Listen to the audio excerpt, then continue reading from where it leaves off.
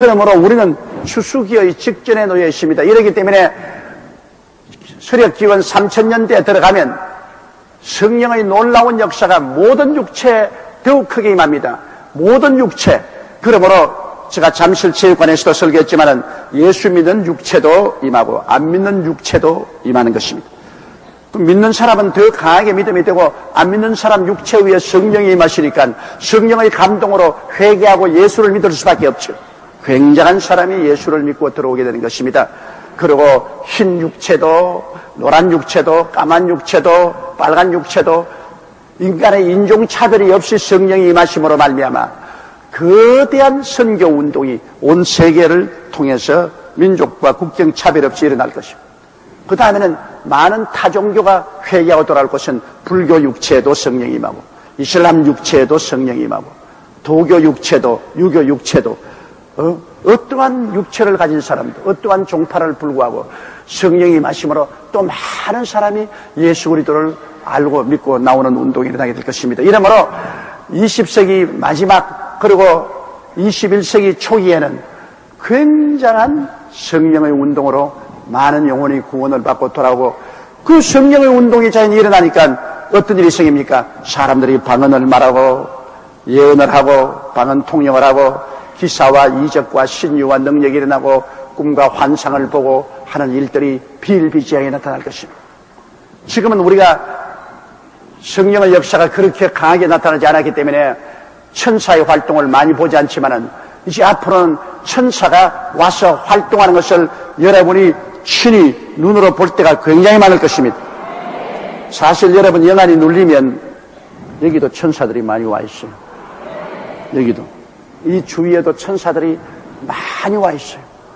이만한 교회 성도들이 모여서 예배드리는데 하나님의 사자가 안 와 있을 택이 없습니다. 우리가 눈으로 못 봐도 우리가 말씀으로 알 수 있는 것은 천사들은 구원받을 후사를 돕기 위해서 보낸 자라고 말한 것입니다. 여러분을 돕기 위해서 천사들이 많이 와 있는데 우리 눈으로 안 보이죠. 그러나 이제 앞으로 성령의 역사가 크게 일어날 때는 천사가 오르락내리락 하는 것을 보고 여러분 주위에 천사가 와 있는 것을 보고 교회 와서 천사가 역사하는 환영도 많이 보고 꿈도 꾸고 환상도 보고 천국도 꿈과 환상을 통해서 보는 역사가 많이 나타나게 될 것입니다. 그 하나님의 살아계신 능력의 역사가 우리에게 크게 나타나서 예수 그리스도에 대한 신앙이 흔들리지 않게 확고하게 서는 그런 운동이 일어납니다. 이래서 주님이 우리 신부들을 다 단장시켰다가 일시에 주님께서 천국 영생의 영광으로 데리고 가는 것입니다. 여러분 하늘나라는 확실하게 있습니다. 그 나라는 너무나 아름답고 기가 막히게 좋은 나라인 것입니다. 또 그 나라에 가서는 우리가 다 주님을 섬기고 하나님께 예배드리며 주께서 맡긴 바 사업 열심히 일을 하며 정말로 행복하게 영원히 살게 되는 것입니다. 사람은 존귀하나 깨닫지 못하면 멸망하는 짐승보다 못하지만은 깨닫기만 하면은 그리스도와 함께 영원히 사는 이 영광을 누리게 되는 것입니다. 그러므로 병 고치는 역사, 하나님의 성령이 나타나는 역사는 앞으로 점점 더 크게 나타납니다. 우리 교회도 이제 앞으로 두고 보세요. 교회 들어와서 병 나아가는 숫자가 점점 더 많아집니다. 지금도 굉장히 많지만은 앞으로 점점 많아져요. 여러분 예수 믿고 우리 교회 가서 병 나은 사람 한번 손 들어봐 주시기 바랍니다. 와, 병자 많았네. 웬 병자가 그렇게 많습니다. 그러나 하나님께 영광 돌립니다. 보십시오. 여러분께서 병도 낫고 성령도 받고 체험을 했기 때문에 이렇게 비가 오고 교회 오기 힘든데도 열심히 오는 겁니다. 체험했기 때문에. 체험이 없는 신앙은 힘이 없습니다. 32절에요. 예수께서 제자들을 불러 가라사대 내가 무리를 불쌍히 여기노라. 저희가 나와 함께 있은지 이미 사흘이며 먹을 것이 없도다. 길에서 기진이 날까 하여 굶겨 보내지 못하겠노라. 주님께서 전번에 남자만 5,000명, 부녀자 기만 명을 모인 것은 벳세다 광야에 있었습니다. 갈릴리 호수 곁에 있는 벳세다 광야에 있었습니다. 그거는 그때 모여온 무리들은 다 유대인들이었습니다. 유대교를 믿고 따르는 유대인들이 주로 그곳에 모여와서 주님께 말씀을 듣고 기적을 체험하고 그리고 하나님의 영광을 돌렸습니다. 그러나 이번에 예수님께서 이 자리에서 병을 고쳐주고 그들에게 먹인 것은 유대인들이 아닙니다. 이 사람들은 이방인들입니다. 그러므로 우리 주 예수 그리스도께서는 유대인의 하나님뿐 아니라 주님은 이방인의 하나님도 되신다. 갈릴리라는 지역에 붙어있는 그런 이방인의 땅에서 주님께서 이 많은 사람들에게 하나님의 역사를 베풀어 주신 것입니다. 이 수많은 이방인들이 주님과 있은 지 사흘이 됐습니다. 그러니 먹을 것 다 가져와서도 사흘이 되니까 다 먹어버리고 아무것도 없잖아요. 예수께서 제자들을 불러 가르치던 내가 무리를 불쌍히 여기노라. 예수님은 굶주리는 사람을 불쌍히 여깁니다. 예수님은 죄인도 불쌍히 여기시고 그리고 병든 자도 불쌍히 여기시고 굶주린 자도 불쌍히 여기시는 것입니다. 이게 여러분 우리의 큰 축복입니다. 주님이 율법대로 우리를 보면 우리는 전부 다 죄짓고 아주 비참한 인생들입니다. 아무 가치도 없죠. 그러나 주님께서는 우리를 불쌍히 보십니다. 이건 왜냐? 주님이 우리를 지으신 우리의 부모이기 때문인 것입니다. 부모는 자식을 언제나 불쌍히 봅니다, 여러분. 아무리 자식이 커도 부모 눈에는 자식이 늘 불쌍히 보여요. 혹시 밥 잘 먹느냐, 잠 잘 자느냐, 건강하냐, 행복하냐, 잘 사느냐, 그런 것을 늘 관심을 가지게 되고, 그리고 자식이 무언지 모르게 자식만 보면 척은한 생각이 생겨서 뭘 자꾸 해주고 싶은 생각이 나는 것입니다. 무엇인지 자꾸 해주고 싶은 생각이 납니다. 그거는 부모가 자식에 대한 그 불쌍히 여기는 그 마음, 그 사랑은 천례적인 것이요, 지어 먹어서 하는 것은 아닙니다. 그런데 왜 주님께서 우리를 불쌍히 여기느냐? 예수님 말씀하기를 나를 본 자는 아버지를 보았느니라. 우리 아버지 하나님은 영이시라 우리가 보지 못했지만은 예수님은 우리가 보았는데, 예수님은 바로 아버지의 영광의 광채시요 본체의 현상이십니다. 예수님이 바로 아버지와 똑같으신 분이십니다. 예수님이 우리를 불쌍히 여기겠다는 것은 아버지가 예수를 통해서 우리를 불쌍히 여기십니다. 그건 왜냐? 우리를 지으신 우리 아버지이기 때문에 우리를 불쌍히 여기는 것입니다. 우리를 지으신 분이 아니면 우리를 불쌍히 보지 않고 우리를 심판할 것인데, 우리를 지으신 분이라 우리의 아버지라. 그러므로 우리를 언제나 불쌍히 여기고 가슴을 찡하게 생각해야 됩니다. 그래서 우리 아버지께서 우리가 잘못하면 우리를 꾸이셔시고 징계하시고 채찍을 때리실지라도 우리 아버지가 가슴을 아파하시면서 징계하시고 회개시키고 돌이키려고 하는 것입니다. 바로 예수님이 와서 말씀을 사흘 동안 듣고 그리고 병고침을 받고 큰 복을 받았죠. 이런 복이 세상에 어디 있습니까? 하나님 말씀 들었지요, 병고침 받았지요. 그런데 또 뭐 불쌍할 게 있습니까? 그러나 먹을 것이 없어 배고파하니까 주님께서 불쌍히 여기시고, 그리고 제자들에게 말씀하기를 길에서 기진할까 하여 굶겨 보내지 못하겠노라. 주님께서 굶겨 보내지 못하겠다. 뭔지 먹여서 보내야 되겠다. 이게 우리 주님의 뜻이에요. 굶겨서 못 보내겠다. 기진하는 건 내가 볼 수 없다. 어쩐지 도와줘야 되겠다. 이 주의 사랑이 우리에게 이렇게 미쳐있는 것입니다. 이렇기 때문에 예수님이 사랑하는 자여 내 영혼이 잘됨같이 내가 범사에 잘되며 강건하기를 내가 강구한다는 말이 그게 있는 것입니다. 주님은 우리가 하나님의 은혜를 받고 축복을 받아서 굶주리지 않고 잘 살기를 원하고 계신 것입니다. 33절요. 제자들이 가로되 광야에서 우리가 어디서 이런 무리의 배부를 만큼 떡을 얻으리까? 제자들은 항상 옛날을 잊어버립니다. 우리도 자꾸 잊어버려요. 잊어버리는 것이 좋기도 하지만은 또 안 좋기도 합니다. 원하는 잊어버리고 은혜는 기억해야 돼요. 여러분, 요셉이 형들에게 팔렸으니 얼마나 마음에 원한에 사무쳤겠습니까? 형들이 요셉을 아라비아 대상에게 팔아먹어서 그가 애굽으로 팔려가서 보디바르의 집에서 17살 된 그가 잔뼈가 다 굵도록 13년 동안 종살이했습니다. 그러고 난 다음 너무나 억울하게 보디발의 아내의 참소를 받고 그는 감옥에 들어가서 2년 동안 감옥 생활했어요. 이러니 요셉의 가슴 속에 형들에 대한 그 원한이 얼마나 사무치겠으며, 보디발의 부인만 생각하면 이빨이 부두둑 갈릴 거 아닙니까? 이 나쁜 여자, 나를 참소해가지고서 억울한 누명을 덮어쓰고 감옥에 들어가는 이 나쁜 여자. 그러나 하나님이 요셉과 같이 하셔서 요셉이 애굽의 국무총리가 되었습니다. 하나님이 같이 계시면 어떠한 역경도 끝에 가서는 자꾸 좋게만 되는 것입니다. 그래, 그가 국무총리가 되고 난 다음에 또 그 마음속에 그 상처가 피를 흘려요. 형들이 나를 버렸다는 것. 잘 되기는 했어도. 그리고 보디발의 아내에게 배반당한 그 마음의 상처가 있었는데 그가 결혼을 했어요. 그가 결혼을 하고 난 다음에 성경은 말하기를 비로소 그 마음속에 위로를 얻었더라고 말한 것입니다. 그러니 결혼이 참 좋기는 좋아요. 잘만 하면 좋다고. 잘못하면 박살나도, 잘만 하면 남자나 여자나 결혼하면 마음속에 큰 위로를 얻을 수가 있습니다. 남자는 아내에게서 위로를 얻고 또 아내도 남자에게서 위로를 얻을 수 있습니다. 그런데 거기에서 처음 어린애기를 낳았는데 그 어린애기의 이름을 므낫세라고 했습니다. 그 므낫세란 말은 뭐냐면 다 잊어버렸다. 내 고향 산천도 다 잃어버리고 형들에게 대한 원한도 다 잊어버렸다. 이제는 다 물로 떠내려가고 잊어버렸다. 므낫세.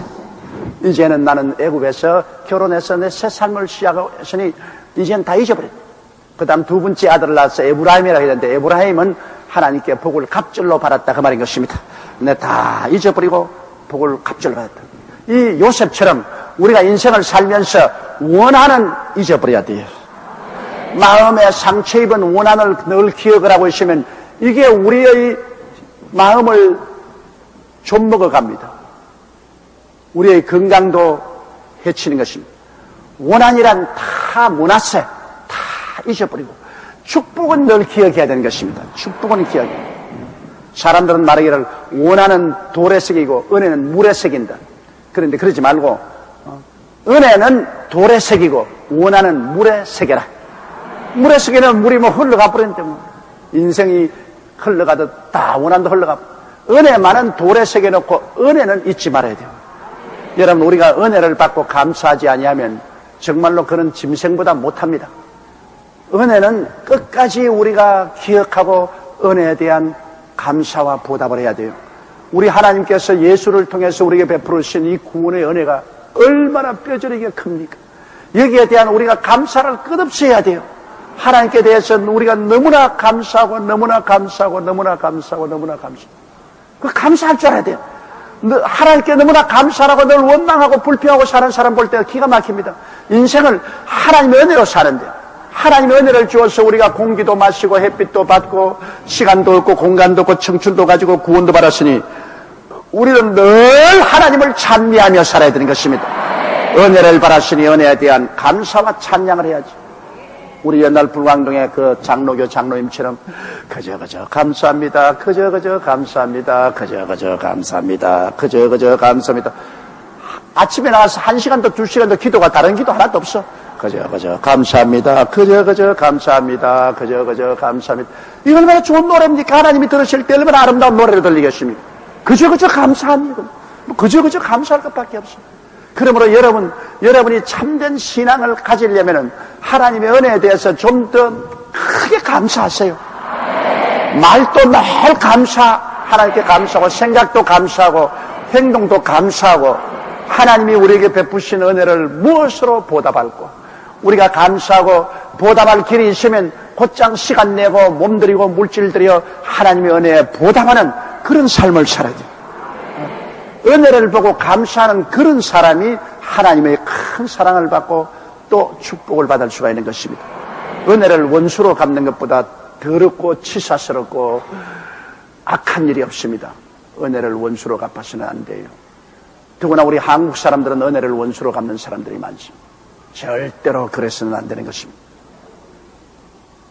자, 이 제자들이 자꾸 잊어버리는데 뭐냐면요, 옛날에도 오병이어로 남자만 5,000명, 부녀자 기만 명을 먹이고 12바구니 남은 기억이 있는데도 불구하고 이제 주님께서 저들에게 먹을 것을 주라고 하니까 또 다 까먹어버리고 이 광야인데 떡이 없는데 어떻게 할까요? 우리도 너무나 잘 까먹어요. 과거에 하나님께서 복을 주시고 내주신 것 다 까먹어버리고 또 문제 생기면 내 죽네 하나님이 날 버렸어, 하나님이 날 버렸어. 그렇게 너무나 속히 잊어버린 것입니다. 우리가 하나님의 은혜를 잊어버리면 이스라엘 백성이 애굽에서 나오고 난 다음 광야를 지날 때 곧장 잊어버렸습니다. 홍해수가 갈라지고 나온 것도 얼마 안 됐는데 그만 물 없다고 원망하고 탄식하고 그 다음 물을 또 달게 해주고 나니까 또 얼마 있지 아니해서 고기 없다고 또 원망하고 탄식하고 과거에 하나님이 베푸신 그 큰 기사와 이적을 곧장 잊어버립니다. 그것을 기억하고 있더라면 문제가 생기면 모여서 감사하고 찬미하고 기도하고 과거에도 도와주신 하나님 지금도 도와주시옵소서. 그렇게 기도하면 얼마나 좋겠어요. 그런데 그렇게 하지 않고 다 까먹어버리고 다 잊어버리고 그냥 앉아서 밭다리 뻗고 통곡하고 원망하고 불평하고 탄식한다. 잊어버리면 안 돼요. 여기 제자들이 또 잊어버렸어. 오병이어로 5,000명 모이고 12방에 나온 것을 잊어버리고 난 다음 제 아들이 가로되 광야에서 우리가 어디서 이런 무리의 배부를 만큼 떡을 얻으리까. 그 다음 23절이요. 예수께서 가라사대 너희에게 떡이 몇 개나 있느냐. 가로되 7개와 작은 생선 2마리가 있나이다. 아무리 광야라도 주님은 기적을 행할 수가 있습니다. 광야가 문제가 아닙니다. 예수님만 계시면 아무 문제가 없어요. 우리의 문제는 광야를 자꾸 바라보고 예수님을 안 바라보는 것이 문제인 것입니다. 광야는 다가와요. 마음이 광야가 될 때도 있고 가정이 광야가 될 때도 있습니다. 사업이 광야가 될 때가 있고 생활이 광야가 될 때 있습니다. 광야는 다가와요. 인생 생활 경험에 광야가 안 다가옵니까? 다 크고 작은 광야가 다가오고 그를 지나가죠. 그러나 우리가 항상 생각해야 될 것은 광야 가운데 계신 예수님을 바라보아야 되는 거죠.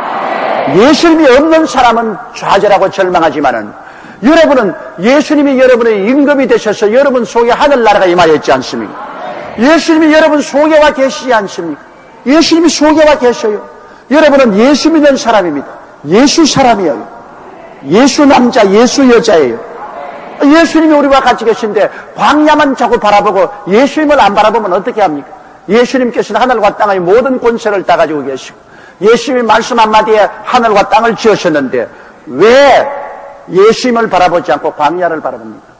지금도 우리 한국은 IMF로 광야라 그러지만 이 광야 가운데 있는 교회도 예수 그리스도가 계신 교회를 우리가 바라보아야 되는 것입니다.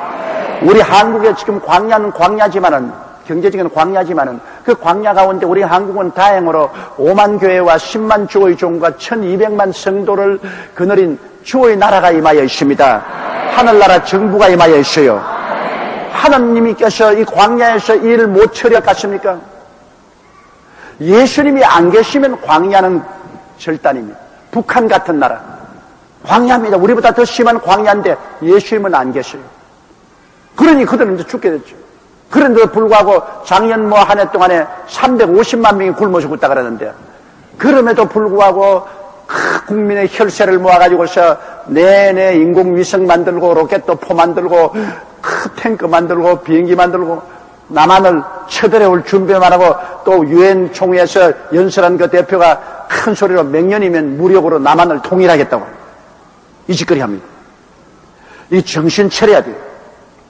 우리가 문빗장 잘 걸어놓지 않고서 괜히 동정심으로 북한을 도와주자, 소를 보내자, 소 보내고 나니까 소 뱃속에 새끼나 걸레를 먹여와서 주겠다고 그런 생떼 부립니다.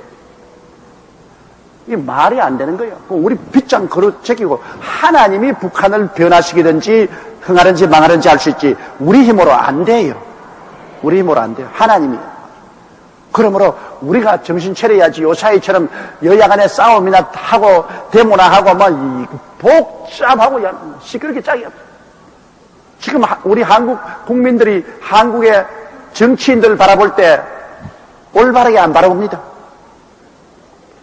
이와 같은 형편에 여러분 우리나라 빗장을 단단히 안 채워놓으면 갑자기 속전속결로 전쟁을 걸고 달라들면 어떻게 하겠어요?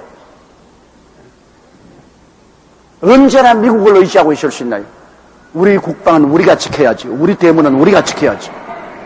그러므로 나라가 그렇게 해야 돼. 그러므로 우리가 어렵더라도 이 국방은 튼튼히 해야 돼요. 근데 주님께서 우리가 어렵다고 해도 우리 가운데 광야에 계셔서 우리 성도들의 기도를 들으시고, 올해도 여러분 텔레비 방송에서 보았겠지만 대풍이요. 올해도 대풍이요. 이렇게 홍수가 지고 한랭했지만은 또 하나님이 대풍을 주셔서 오늘 올라오는 요 못된 회오리 바람만 서해로 빠져버리면, 우리 벼농사가 안 넘어지면은 정말 대풍이에요. 지금은 여러분도 기도해야 돼요. 이 태풍이 우리 한국을 때리지 말도록. 이건 곡식들이 바람에 불려서 꺾여 넘어지면 이거 정말로 추하기에 큰일입니다. 그리고 배가 많이 땅에 떨어지고 하면 이거 굉장한 손실이 나는 것입니다. 이러므로 이 바람이 우리를 피해가야 됩니다. 그러면 올해도 대풍이다. 아무리 광야가 와도 예수님을 붙잡아야 돼요. 예수님을 붙잡지 않고 그냥 허덕이면 큰일 납니다. 예수님 붙잡지 않고 방황하면 큰일 나요. 우리가 예수님을 힘차게 붙잡고 늘어지면 예수님이 도와주는 거예요. 제가 나를 사랑한 적 내가 저를 건지리라. 제가 내 이름을 안 적 내가 저를 높이리라. 제가 내게 간구하리니 내가 응답하리라. 환난 날에 내가 저와 함께하여 저를 건지고 영화롭게 하리라. 이런 약속이 있지 않습니까? 그래서 예수님은 광야에서도 우리에게 묻는 것이, 너희에게 떡과 생선이 얼마나 있느냐, 그걸 묻습니다.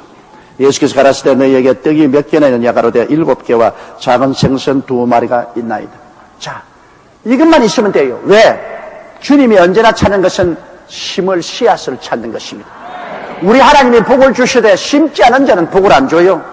심어야 돼요. 이것이 하늘나라 법칙인 것입니다. 무조건 하고 공짜로 입만 딱 벌리고 있다고 되는 것은 절대로 아니죠. 심고 거두는 법칙인 것입니다. 이러므로 주님께서 광야에서 그들이 먹을 것이 없다고 할 때 주님이 제일 먼저 찾은 것이 뭡니까? 씨앗을 찾습니다. 떡 몇 개 있느냐?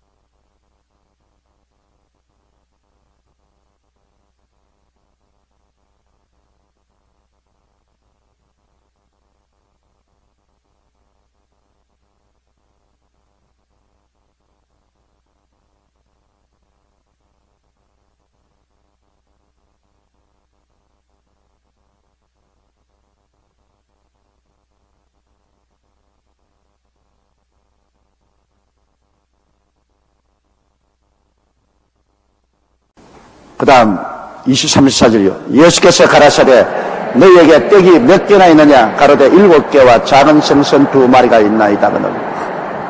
아무리 광야라도 주님은 기적을 행할 수가 있습니다. 광야가 문제가 아닙니다. 예수님만 계시면 아무 문제가 없어요. 우리의 문제는 광야를 자꾸 바라보고 예수님을 안 바라보는 것이 문제인 것입니다.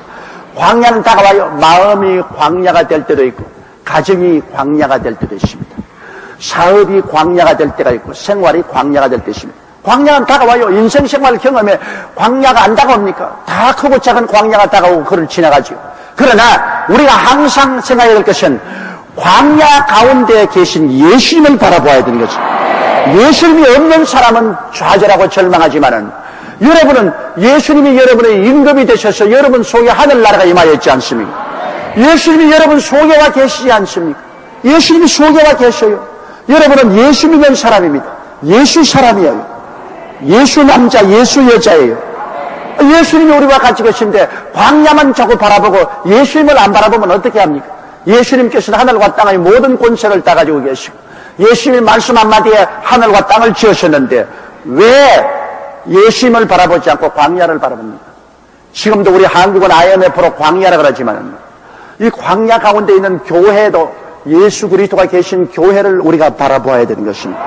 우리 한국에 지금 광야는 광야지만은, 경제적인 광야지만은 그 광야 가운데 우리 한국은 다행으로 5만 교회와 10만 주의 종과 1200만 성도를 거느린 주의 나라가 임하여 있습니다. 하늘나라 정부가 임하여 있어요. 하나님께서 이 광야에서 이 일을 못 처리할 것 같습니까? 예수님이 안 계시면 광야는 절단입니다. 북한 같은 나라 광야입니다. 우리보다 더 심한 광야인데 예수님은 안 계셔요. 그러니 그들은 이제 죽게 됐죠.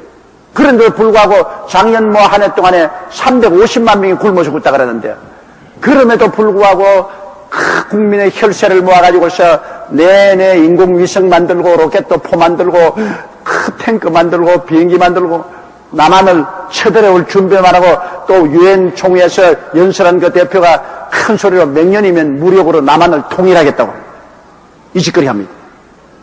이 정신 차려야 돼요. 우리가 문빗장 잘 걸어놓지 않고서 괜히 동정심으로 북한을 도와주자, 소를 보내자, 소 보내고 나니까 소 뱃속에 뭐 새끼나 걸레를 먹여와서 주겠다고 그런 생떼 부립니다. 이게 말이 안 되는 거예요. 우리 빗장 걸어제끼고 하나님이 북한을 변화시키든지 흥하든지 망하든지 할 수 있지 우리 힘으로 안 돼요. 우리 힘으로 안 돼요. 하나님이. 그러므로 우리가 정신 차려야지. 요사이처럼 여야 간에 싸움이나 하고 데모나 하고 뭐 복잡하고 시끄럽게 짝이 없어. 지금 우리 한국 국민들이 한국의 정치인들을 바라볼 때 올바르게 안 바라봅니다. 이와 같은 형편에 여러분 우리나라 빗장을 단단히 안 채워놓으면 갑자기 속전속결로 전쟁을 걸고 달아들면 어떻게 하겠어요? 언제나 미국을 의지하고 있을 수 있나요? 우리 국방은 우리가 지켜야지. 우리 대문은 우리가 지켜야지. 그러므로 나라가 그렇게 해야 돼. 그러므로 우리가 어렵더라도 이 국방은 튼튼히 해야 돼요. 근데 주님께서 우리가 어렵다고 해도 우리 가운데 광야에 계셔서 우리 성도들의 기도를 들으시고, 올해도 여러분 텔레비 방송에서 보았겠지만은 대풍이요. 올해도 대풍이요.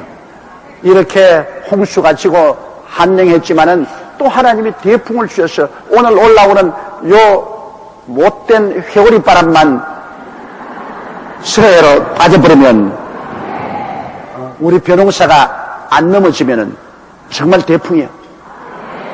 지금 여러분도 기도해야 돼요. 이 태풍이 우리 한국을 때리지 말도록. 이건 곡식들이 바람에 불려서 꺾여 넘어지면 이거 정말로 추하기에 큰일입니다. 그리고 배가 많이 땅에 떨어지고 하면 이거 굉장한 손실이 나는 것입니다.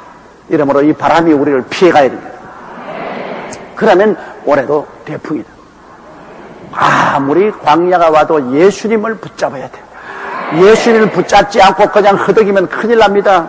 예수님 붙잡지 않고 방황하면 큰일 나요. 우리가 예수님을 힘차게 붙잡고 늘어지면 예수님이 도와주는 거예요.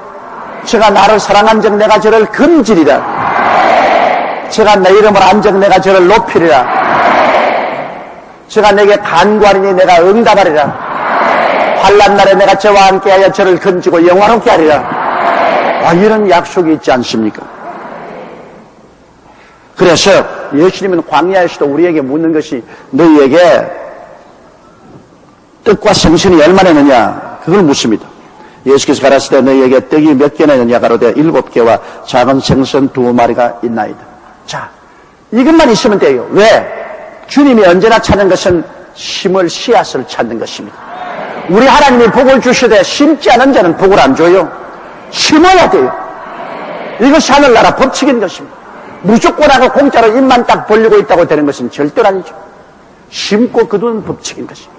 이러므로 주님께서 광야에서 그들이 먹을 것이 없다고 할 때 주님이 제일 먼저 찾은 것이 뭡니까? 씨앗을 찾습니다. 떡 몇 개 있느냐?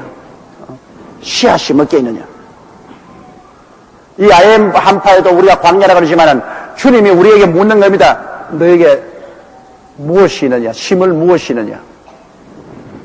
우리는 지금 국민일보 평생회원이라는 텃밭을 주님께서 우리에게 주셔서 우리 거기 심고 있어요.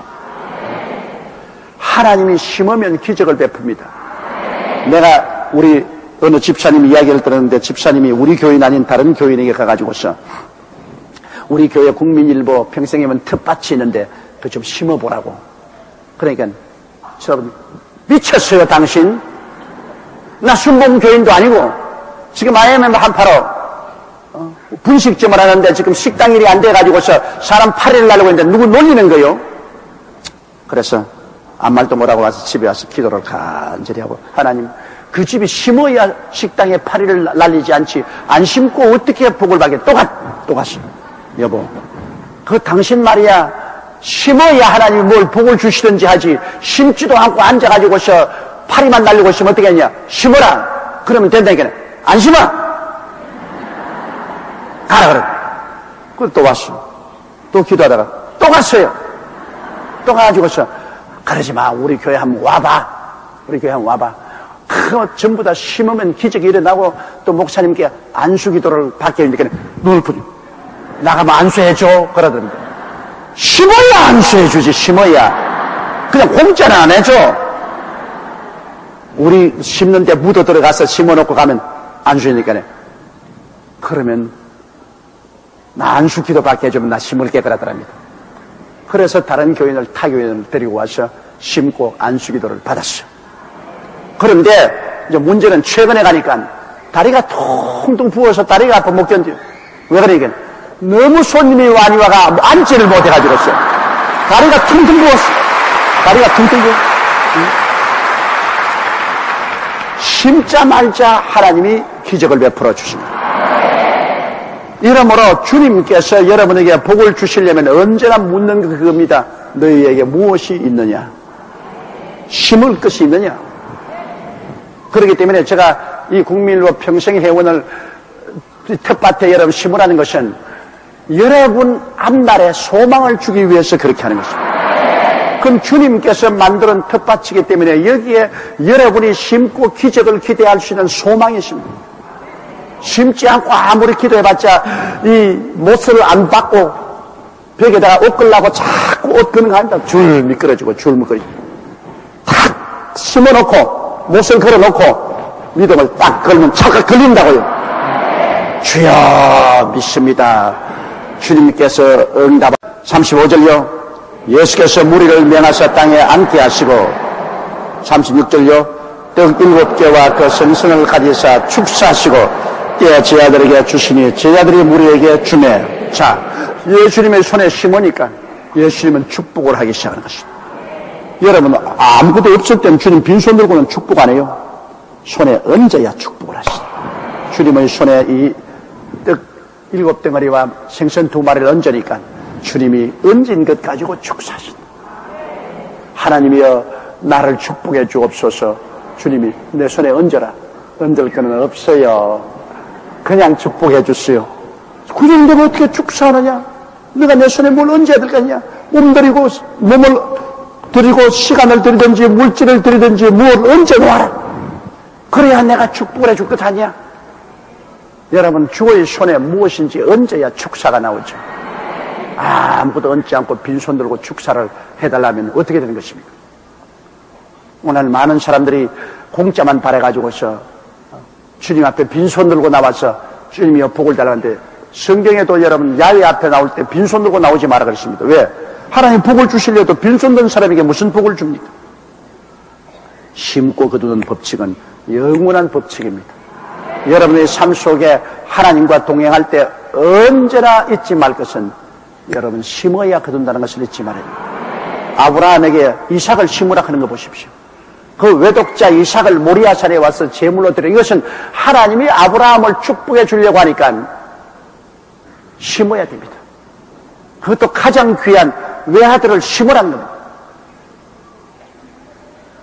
여러분 이스라엘 사람들은 양을 잡아 죽일 때 제일 양에게 고통을 안 주는 것이 양의 턱을 잡고 이 턱을 잡고 칼로서 여기 동맥을 끊는 겁니다.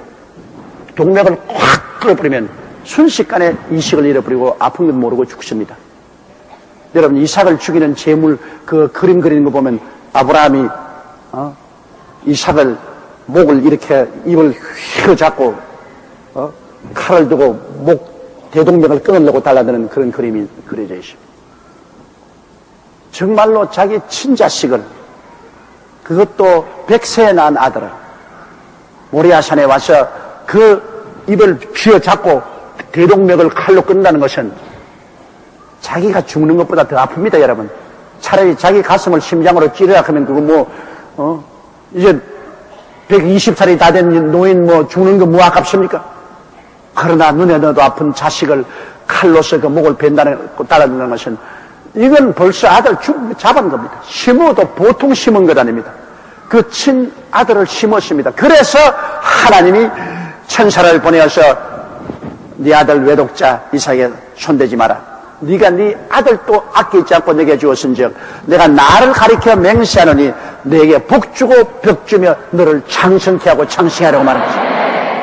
그렇게 심어야 돼요. 가슴이 찡하도록 심어야 돼요.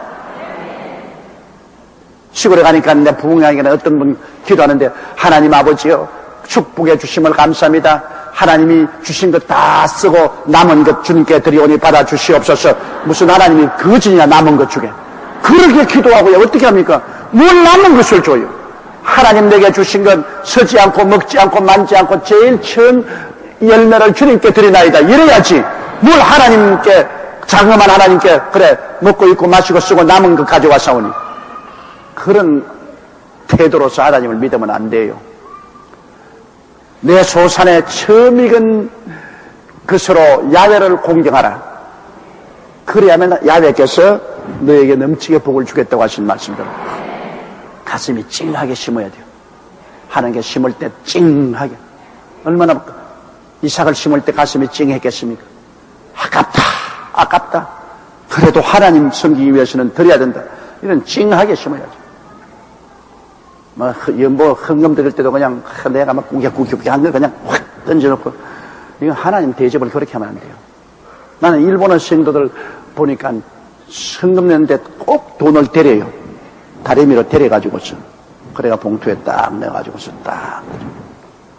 그게 하나님 공경하는 정성입니다. 하나님 공경해야죠. 하나님 무슨 떡거지 거지 돈 주듯이 그냥 구겨진 건 내가지고서 확 던지는 거예요. 우리의 모든 행동에 하나님을 공경해야 되는 것입니다. 우리의 모든 행동에. 지극히 크시고 거룩하시고 장엄하시고 능력이 한이 없으신 우리 하나님, 우리를 사랑하사 독생자를 주신 우리 아버지, 이 아버지를 우리가 마음에 공경하지 아니하면 우리 인간 아니에요. 우리는 정말 마음을 다하고 뜻을 다하고 정성을 다하고 목숨을 다하여 주 하나님을 공경해야 돼요. 주 하나님을 공경하고 사랑해야 돼요. 그래서 예수님 손에 얹어놓으니까 예수님이 축사하시고 떼어 제 아들에게 주시니, 또 제 아들이 또 그거를 우리에게 주는데, 자, 이제는 하나님이 일단 축사하시면 심은 것이 자랍니다. 하나님 손에 심으면 자란다는 것입니다. 여러분, 이걸 잊지 말아야 돼요. 그건 시간이 오래 안 걸리고 그 순간에 즉시로 자랄 수도 있습니다. 떼어주니까 또 자라고, 꺾어주니까 또 자라고. 이거는 떡을 떼주면 또 자라고, 떼주는데 보니 또 이건 그대로 있고, 떼주는데 보니 또 그대로 있고, 고기를 금씩 꺾어서 주는데 보니 또 그대로 있고, 꺾는데 보니 또 그대로 있고. 정말로 애들 말 때나 기통찬 일입니다, 정말. 얼마나 멋있는 우리 하나님이십니까? 우리 하나님보다 멋있는 하나님 어디 계십니까? 음식이 한없이 나와요. 그러니 하나님이 우리 하나님이면 우리 걱정할 것 없어요. 우리가 풍년이 흉년이 들든 예수님이 같이 계시면 그거 가지고 예수님께 들여놓으면 예수님이 퍼내면 또 나오고, 퍼내면 또 생기고, 퍼내면 또 생기고, 한없이 그렇게 하실 수가 있는 것입니다. 그러므로 우리는 주 예수를 통해서 야훼를 기뻐하고 즐거워하고, 우리 하나님이 야훼를 기뻐하고 즐거워하고 감사합니다. 우리 신앙생활이 뭡니까, 여러분? 하나님을 즐거워하는 것이 신앙생활입니다. 사는 게 뭡니까? 먹다 자다 깨다 죽는 것 아닙니까? 뭐 별 것 있어요. 태어났다가 여러분 결국 죽는 거예요. 재산이 많다고 해서 그 사람 남보다 밥 많이 먹는 것도 아닙니다. 잠 더 길게 자는 것도 아니고. 재산을 많으면 먹는 자도 많고 골치도 더 많이 아프다고요. 그러므로 우리는 그냥 태어나서 인생을 주어진 기간 살다가 죽는 겁니다. 그 기간 동안에 어떻게 살 것이냐? 야훼 하나님을 섬기고 하나님을 기뻐하고 사는 것이 그게 인생인 것입니다. 대통령에 대해 무슨 뾰족한 게 있는 줄 알아요? 장관에 대해 무슨 뾰족한 게 있는 줄 알아요? 그거 다 물거품같이 사라진다. 야훼를 섬기고 야훼를 기뻐하라. 하나님으로 인하여 기뻐하는 겁니다. 하나님이 너무나 감사하고 너무나 즐겁고 하나님을 찬미하고 하나님으로 기뻐합니다. 내가 미국 가니까 미국의 어떤 신학생이 기도하다가 환상을 보니까 큰 천사가 손을 이라고 있는데 그 손 위에 작은 천사들이 가득 큰 천사 손 위에서 막 뛰고 막 춤을 추고 야단이더랍니다. 그래서 물었어요. 주님, 왜 저 큰 천사의 손 안에 적은 천사들이 잔뜩 서가 저렇게 춤을 추고 야단하는 거니까 하나님이 계시기 때문에 그렇단다. 그런. 하나님이 계시기 때문에 천사들도 저렇게 기뻐서 뛰고 꿀리는데 우리도 하나님이 계시는데 밤낮 슬픈 얼굴 가지고 밤낮 원만 불평 탄식하고 그렇게 하면 하나님 보실 때 어떻게 하시면 저런 응? 내가 구원해가지고서 내 아들까지 생명을 다 부어서 구원하는데 항상 손주 죽은 시어머니처럼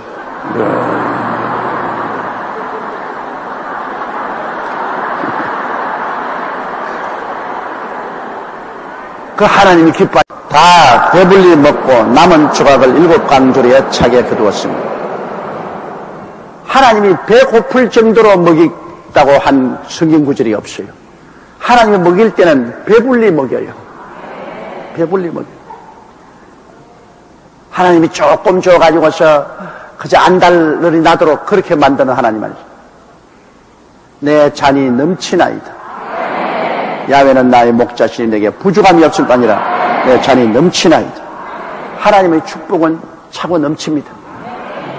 내가 하나님께 드리면 하나님은 내게 복을 주셔서 차고 넘치게 함으로 나가 남과 나누어 가질 수 있게 만들어 주는 것입니다. 우리 하나님은 그렇게 째째한 하나님이 아니십니다. 하늘 한번 쳐다보시오. 저 수많은 별들 보십시오. 이 하늘이 가득합니다. 하나님이 하늘의 한 구석에만 조그만 친 별을 만들어 놓은 거 아닙니다. 온 하늘에 가득해요. 가득해요. 산천초목 보십시오. 어느 곳에 가나 산천초목이 가득합니다. 우리 하나님은 무엇을 만든지 풍성하게 만듭니다. 하나님은 손이 크셔요. 여러분이 줄 때도 듬뿍 주어주시지. 째째하게 이렇게 젓가락을 집어가지고 사놨습니다. 그렇게 하지 않아요. 그렇기 때문에 하나님은 좋으신 하나님이라 그러십니다. 풍성하죠. 이 유대인도 아닌 이방인들입니다. 이방인들을 대가볼리에 모아놓고 주님께서는 그들에게 말씀 전하고 병도 고쳐주시고 그러고 난 다음 다 배불리 먹게 하십니다. 유대인이 심어도 주님께서 기적을 베풀어요. 이방인이 심어도 주님은 기적을 베풀어서 다 배불리 먹고 남은 조각은 7 광주리에 차게 거두었다. 남은 조각은 주님께서 이렇게 거두십니다. 여러분 7 광주리 거두어서 뭘 하겠습니까? 아마 틀림없이 떡 7 생선 2마리 가져온 사람에게 돌려주었을 것이 틀림이었을 것입니다. 38절에요. 먹은 자는 여자와 아이 외에 4,000명이었더라. 여자와 아이 외에 4,000명이었더라. 그러므로 여자와 아이는 수에도 안 넣는다 그 말인 겁니다. 그렇게 오해를 하는 사람이 있어요. 성경을 읽어보니까 성경은 여자를 수에도 넣지 않더라. 하나님은 남자 편이고 여자 편이 아니다. 그러므로 하나님은 안 믿을란다. 그렇게 항의하는 사람도 있습니다만 내가 그때 대답한 것입니다. 그건 정말 계산을 잘못했어. 왜냐? 교회 가보세요. 남자와 여자의 수가 6대 4점 된다. 하나님이 여자를 얼마나 사랑하사 여자를 6명 구원하면 남자는 4명밖에 구원하는 천당은 여자 천당이다. 이제 올라가면 완전히 천국은 막 여자 천국, 남자는 적고 지옥은 와글거리는 것이 남자다. 그런데 어떻게 여자를 무시했다고 할 수 있냐? 여기에 여자와 어린아이를 수에 안 넣는 것은 성경에는 두 몸이 연합하여 한 몸을 이룰지니라 그렇게 했기 때문에 벌써 남자 수는 그 속에 여자를 포함시키는 것입니다. 그러니까 남자가 4,000명이면 그 수에 여자도 4,000명, 8,000명 거기에 애들은 자연적으로 따라오는 것이니까 그러니까 다 먹은 숫자가 한 10,000명쯤 될 것이다. 여자를 무시해서 것이 아니라 남자가 그 부모를 떠나 여자와 연합하여 한 몸이 될지니라 하나로 취급하는 거예요.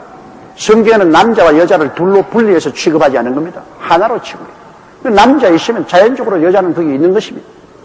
하나님의 수학은 우리 사람 수학과 달라요. 하나님은 남녀를 남편 아내 둘로 보지만은 하나님은 숫자를 하나로 봅니다. 하나다. 그 옛날에 에디슨이 그래서 바보 소리를 듣습니다. 학교에 가서 선생님이 가르치는데 하나 보태기 하나는 얼마죠? 애들이 둘이요. 에디슨이 손을 떴어. 아닙니다. 둘이 안 됩니다. 어떻게 하면 둘이 안 되니까 고양이 한 마리에다 쥐 한 마리 보태면 하나밖에 안 남지 않았습니까? 그 선생이 생각하니 바보도 보통 바보가 아니라 하나 보태기 하나는 둘인데 왜 에디슨은 자꾸 고양이 한 마리 보태기 쥐 한 마리는 하나밖에 안 된다는데 이게 바보가 아니면 천재인데 보통 사람은 그렇게 생각하지 않잖아요. 그렇잖아요. 보통 사람이 고양이 한 마리 보태기 쥐 한 마리는 한 마리다 말이에요. 그렇게 생각하는. 그래서 선생이 이 바보는 못 가리겠다고 내가 쫓아버렸습니다. 그러나 그 쫓긴 에디슨이 우리가 지금 말하는 이 전기도 에디슨이 발명한 겁니다. 그런 아주 기발한 생각을 할 수 있는 사람이 되어야 새로운 창조가 생기는 겁니다. 그래서 먹은 자는 여자와 아이 외에 4,000명이었더라. 자, 39절에요. 예수께서 무리를 헛되어 보내시고 배에 오르사 마가단 지경에 가시니라. 예수님은 사람들에게 복음을 전가하고 병 고쳐주고 먹여주고 그리고 다 헛되어 보내시고 또 주님은 다른 곳으로 주님께서 복음을 전하러 가실 것입니다. 예수 그리스도의 그 은혜를 생각하면 도저히 가슴이 미어지는 것 같아요. 하나님 아버지와 아들과 성령 삼위일체는 영원부터 같이 계신 한 하나님이십니다. 그 한 하나님인 예수님이 우리를 구원하기 위해서 아버지의 뜻을 쫓아 사람의 몸을 쓰고 이 땅에 오셨습니다. 그리고 사람처럼 이 땅에서 33년을 사시는 동안에 온갖 고초를 다 겪었습니다. 식은 밥 얻어 잡수시고 사람들에게 멸시와 천대를 받고 따뜻한 잠자리 못 구하면 주님께서 산에서나 들에서 주무시고 하나님이 그러고는 우리를 불쌍히 여기시고 마지막 주님 자원해서 피할 수 있는데도 불구하고 자원해서 십자가에 올라가서 우리 대신 몸을 찢고 피를 흘렸습니다. 여러분과 날 대신해서 한번 생각해 보시오. 내가 무기야. 내 가족이 무기야. 나를 대신해서 십자가에 올라가서 하나님 앞에서 내 벌을 다 받고 내 수치와 곤욕을 다 당하고 내 괴로움을 다 겪고 주님께서 죽으심으로 나를 영원한 멸망에서 건지시고 내가 다 이루었다. 다 청산하고 나를 살리신 예수님. 예수님을 통해서 나를 살리신 아버지 하나님. 아버지 하나님과 예수님의 은혜는 우리가 영원토록 갚아도 못 갚습니다. 늘 울어도 눈물로서 못 갚을 줄 알아. 몸 밖에 드릴 것 없어 이 몸 드립니다.